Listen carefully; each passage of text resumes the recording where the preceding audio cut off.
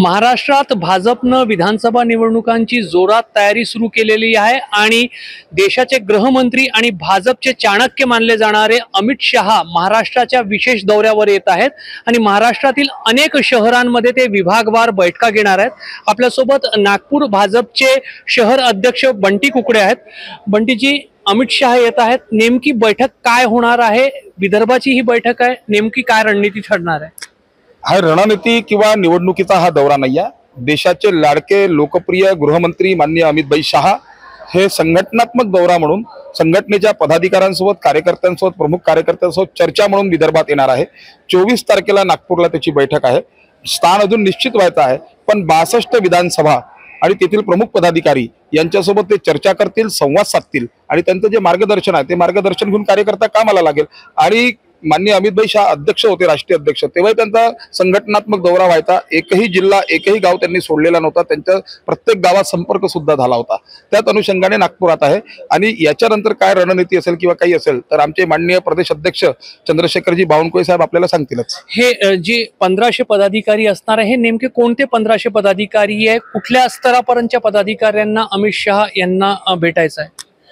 अजून असं निश्चित झालेलं नाही आहे, पण विधानसभेचा अध्यक्ष, विधानसभेचे प्रभारी, त्याच्यानंतर निवडणूक संयोजक, निवडणूक प्रमुख आणि काही माजी आमदार, माजी अध्यक्ष असे जे काही असतील लोक, त्या सर्वांसोबत चर्चा करतील। ते हे सर्व 62 विधानसभा मतदारसंघासंदर्भातला आढावा घेतला जाईल? 100% असं होऊ शकते, पण अजून आमचं ठरायचं आहे।